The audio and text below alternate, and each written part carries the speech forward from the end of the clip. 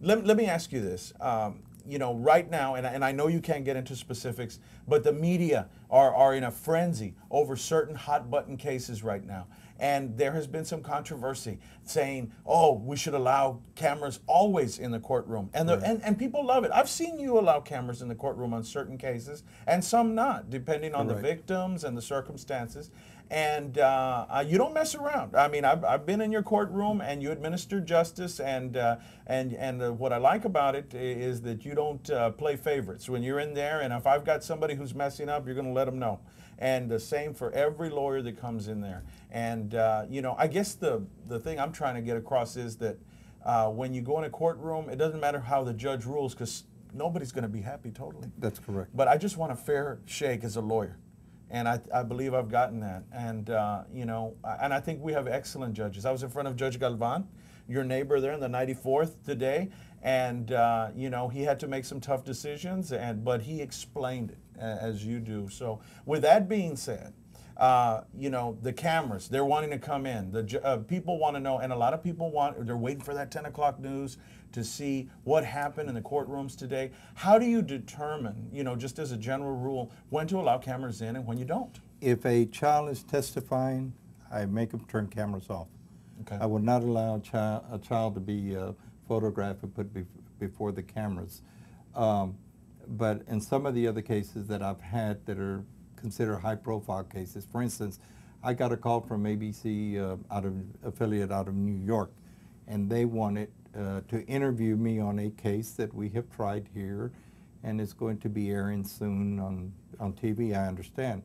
I refuse for the simple reason, Joe, that you know that when a case is up on appeal, there's no way that a judge can comment on it. Now, I've had people comment on it in the community and saying I made mistakes and all this. The case hasn't even gone up on appeal yet, and yet they're criticizing me. Well, you know, don't criticize someone that you don't know what you're talking about. That's correct. And I refused that interview with ABC, and I refused to let them to photograph my courtroom, because they wanted to come down and photograph the courtroom where a high-profile case had been taking place, and I said no. Now, if they got it from one of the other stations, so be it. There's nothing I can do about it. But I was not going to play into part of it, and they said, well, you'll be on national TV, so what? Yeah. I don't run nationally. Right, right. Well, thank goodness. That cost millions of dollars. Right. But the point, I guess, I'm trying to, you know, get across to our audience here, it's not easy to be a judge. You know, as a lawyer, I know full well that I advocate and I do my best for my side when we go in there. Every lawyer does.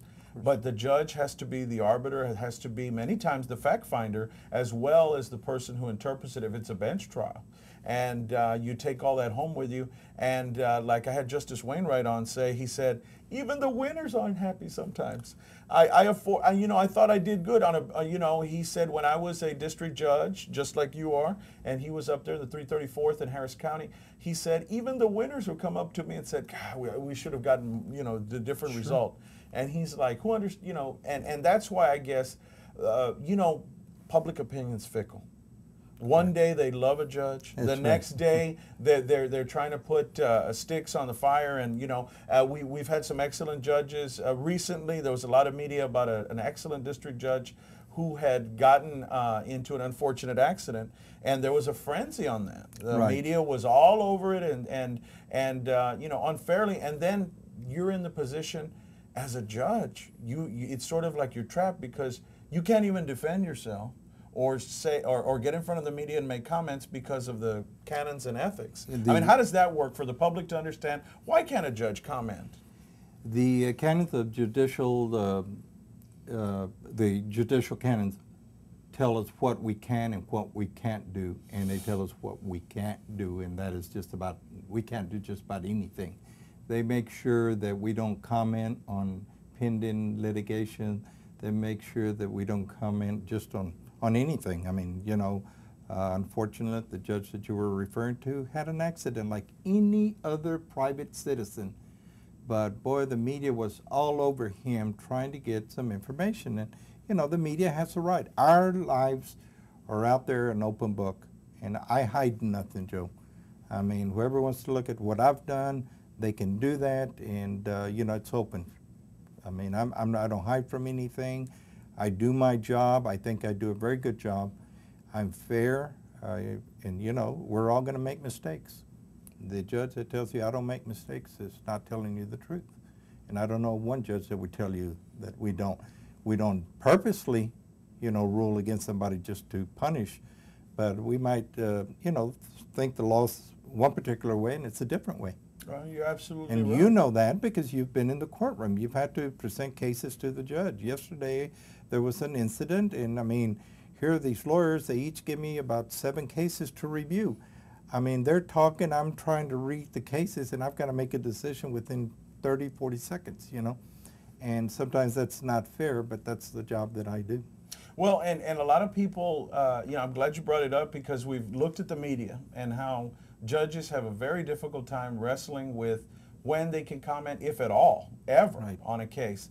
And a lot of people out there don't understand the difference between a JP, a county court at law, a district judge, an appellate judge, and a Texas Supreme Court judge. Yours, for instance, your job, and I want to get into that a little bit, the day-to-day operations so people can understand what a judge has to go through, plus wrestle the decisions and not step in it, you know, with the media, what have you. You know, so, I mean, talk about a typical day for you. Okay. We were getting into that. For example, let's start, before you came over here, you rushed over because you had just finished impaneling a jury. Tell us all about that, because it's not just sitting up on the bench. Right. I mean, what's your typical day like so that people can appreciate what a district judge has to do? Well, for instance, let's take this past Monday, okay? This past Monday, I was there, I impaneled the jury. I usually get to the court between 7:15. I review what I'm going to have for that day. At 8:15, I was downstairs impaneling the jury. That's when the whole panel comes in. There's about 800 people, 600 to 800 people that come in. Excuses are taken care of. I run back upstairs. I've got a docket waiting for me. I go through the docket. The case is going to go to trial. They'll call and say your jury's ready. Bring them up. We seat the jury. Before we seat the jury, while they're on their way up, any motions that need to be taken care of, as you well know, we'll do in between if we haven't done it before. Lots of times we do that on Friday afternoons. Motions that are going to be heard or taken care of before Monday morning. But sometimes lawyers will come at the last minute and say, Judge, here's some. Oh, yeah. You've never done that in my court, never, so never. no. But that happens, and lots of times in preparing their case, and I understand, you know, because I was there. You've been there, and you know what it's like. All of a sudden, oh my God, I forgot to file this motion. And I'll entertain that before the jury gets there. Once the jury gets there, sometimes we have as many as 80 people in the courtroom. And we go through, we select a jury, we try to start evidence at 1:30 in the afternoon.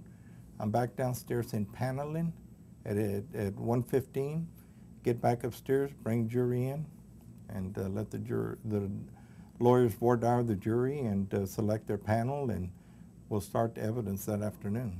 And that's just, you know, a typical trial day. That's a typical trial day. But a lot of people don't understand, too, that you handle, you hear the divorces, you know, criminal, civil dockets, and in between running the trial, people are wanting to be heard on hearings. That's correct. So, I mean, how do you, I mean, it takes a lot of great time management. Mrs. Flores, who runs your court, you know, very, very organized fashion. I mean, my hat's off to her.